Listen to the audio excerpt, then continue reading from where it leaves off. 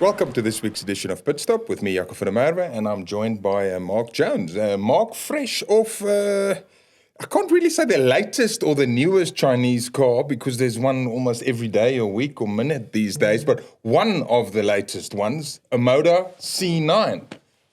You went on the launch, quick in a nutshell. What is it? What's it about? It's a large, full exec type SUV, which is kind of what the Chinese bring these days, one SUV after another SUV. So it's their, at this stage, biggest SUV. Okay, and the big news, even bigger than the list of features and the premium finish, is the price.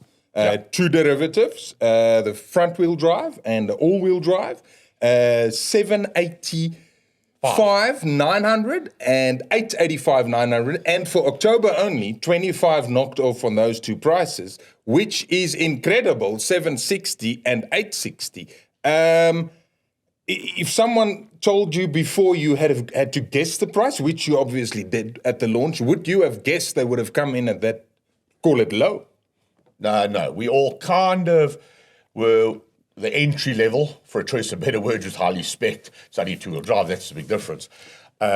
We thought would be sort of high 800s, and we expected the all-wheel drive, it has to come in under $1 million. That's sort of like the barrier. So, yeah, we thought mid-900s, mid-800s, and it was, of course, substantially better price than that. But let's be very honest here. If we had another badge on that car, forget about the brand-specific styling now, the grille. If we had another badge on that car, and they priced it at 1.2, 1.3. Would we have thought strange at that price? Or would it have been par for the course? No, I think that's the premium problem. If it's got a premium badge on it, you're looking at 1.2, 1.3 and upwards, and then you might still have to specify a whole lot of stuff just to get the spec correct. So, no, I mean, the fit and finish, if you close your eyes on that, that's right up with anything premium that we felt recently. That's exactly what I said. I mean, obviously, you had it on the launch. We had it as a very special pre-launch drive for a week, which I had the opportunity to do. And there's so many soft-touch finishes and just the premium quality. And then if you go little things like the gear lever, that's very much Mercedes style, on the right of the steering wheel, and you go for the rear seats where very much Mercedes is the little seat settings on the door. And if you put somebody blindfolded in that car who knows a bit, let's say where a Merc's little gear lever would be, and he feels that there's nothing there, there's something there, he's going to guess Merc. Yeah, look, the Chinese are kind of known, they should I dare say it, they're late to the party. So they're obviously going to copy very seasoned and long-serving manufacturers. But yeah, it's very Merc-based. It feels a whole lot like one. So yeah, except for my poor driving partner who kept indicating and putting the car into neutral. But if you owned the vehicle and you had it for a while, you'd get that out. And if you owned a Merc, you could drive that car blindfolded. Well, yeah, let's not go there for a moment. We are recorded. Yeah. No, okay. Well, it's not a suggestion. It's just kind of how you would do it, yeah. So just obviously we can't speak about Omoda without mentioning Chery. Yeah.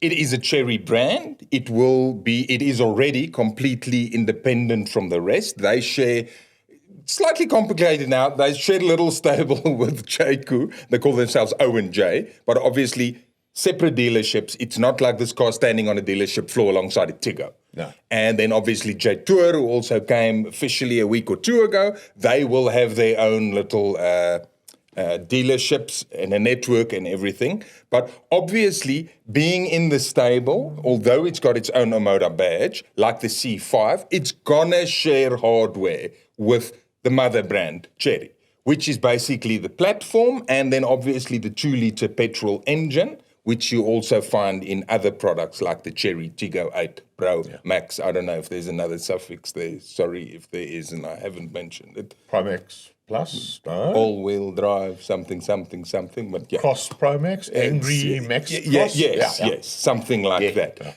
Obviously, 2-liter engine. It's quite decent. It's got the 400 Newton meters of torque, which is obviously reminiscent on the tailgate with a 400T, like you see on the Cherry products, the 230, the 290, whatever. This one's got 400 and I think 187 kilowatts of power, mated to 8-speed automatic gearbox. During my week, I thought the drive was quite nice, very plush. The suspension was lacquer. Everything was cool, obviously nice inside. I would just say, and I mean, this isn't an Omoda-specific thing, but more a Chinese-specific thing. We've spoken about this till the cows came home, but just the throttle calibration. And with this thing, although that engine is so punchy, I don't think the gearbox quite does it justice. It's slightly erratic. When you need more, it tends for me to shift down too quickly. But it would be nitpicking, because someone who's looking at that price and everything he's getting, I don't think that is going to stop him from buying that car. Well, that's what the Chinese, at this stage, I wouldn't say rely on, but they kind of hammer home to us, because that is exactly every Chinese car. Calibration is rubbish. Throttle's too sensitive, too slow to react, gearbox does that. They hammered home that a guy walks in and he sees all the features and the luxury. And yes, he might go out and feel the same little thing, but he doesn't process it like we do so critically. And again, probably a week or two later, 3 weeks, a month later, 2 years in, that guy's got used to calibrating his brain to the throttle. I mean, we drive multiple cars and throttle input is all slightly different, but theirs is just a little bit oversensitive to start with. I don't know if they want the car to react fast. It kind of jumps forward. And when you really want it to get going and you pull out and you hit it, not much happens. And the one anomaly we found, which was, and we found it when we've tested overseas in China as well, I don't know again if it's a feel thing, if it's it's got to react fast thing. The brakes in that car were just massively oversensitive, like false, you know. So you'd come along, push the brakes, and next thing, the car really thought it was on the brakes. But again, an owner would calibrate his mind to that, but it is something that, you know, if the Chinese really had to tick that box, we would have literally zero complaints around these cars. Yeah, like you say, it's not that model or that brand specific. No. It's like all over the show. Yeah. So if you're looking at other things, although I can't really at this stage see of all the Chinese offerings. I mean, we have the GWM Tank 500, which is very plush and bling and big, but it's not a direct competitor to this car. Not at all. No. I mean, this one would basically look at the likes of a Mercedes GLC. Correct. Dare I say it, but I have said it. Yeah. And BMW X3. 100%. Someone who's been meaning to buying or looking at those, and he's going to see a price tag of over $1 million, and not $2,000 over $1 million, quite a bit over $1 million, and especially you see how many things you need to tag onto those cars in optional extras. Could easily cost you at least 500, 600, 700,000 more. And then we're talking about the entry-level GLCs and the X3s here. It's not the M product or the AMG. No. So likewise for power, it's not going to be a hell of a lot of difference. And the Omoda might even be a bit stronger then. Yeah, it might. I mean, that's what they're relying on, is, I think, stealing a bit of premium. I mean, the thing we face in South Africa is a guy that had a previous gen GLC or X3, it's coming to its 5-year end of it. He walks into the dealership and he's got a X3 now and he wants a new one. And he goes, oh, goodness gracious, the price in the last 4 or 5 years has gone up 400 grand, for argument's sake. But we all know, unless he owns a company, income in South Africa is not going up like that. So what he could afford 4 years ago, and he looks at now, there's just no way he can get into that car. So then they start looking downwards. And then now the options are becoming a whole lot more. And the spec is there, the power is there. So, yeah. Yeah, and of course, we're talking about a thing in the past. I don't think it's at this stage really a problem or going forward, is the after-sales service and how they're looking after you. So obviously being under the Cherry umbrella, for what it's worth, it's got that 1 million kilometer engine warranty for the first owner in 10 years. And then also pretty nice service plan. 100,000, 7 years. And then also the warranty, 200,000 Ks, and This is 7 years. 7 years. That's right. That's right. They're backing their product. Yes. You know, that's one thing. You know, we always say, what's going to happen in 5 years' time? Is this thing going to be driving? Where they're going to be? Look, some of that might remain valid, whether it may be or not, but I think they're in it. The warranties are long. It gives you a bit of peace of mind. The second owner, well, only time will tell what that car trades at, what he has to deal with.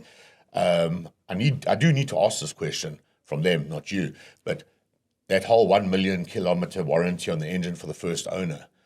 I'm just not quite so sure why the second owner doesn't get the privilege. Does he change, or does something change in the universe that I'll buy this car after 6 months or something and the engine warranty is not mine? But anyway, I must ask that question because it puzzles me. This whole million K thing is beautiful.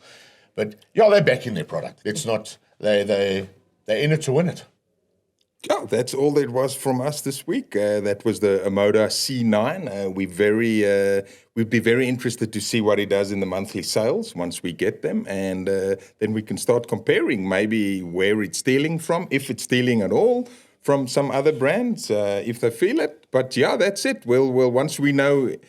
Once we see, we'll report back to you. Thank you for listening to us. If you like this podcast, you can go and like it. You can also share it, or even better, just follow the Citizen YouTube channel.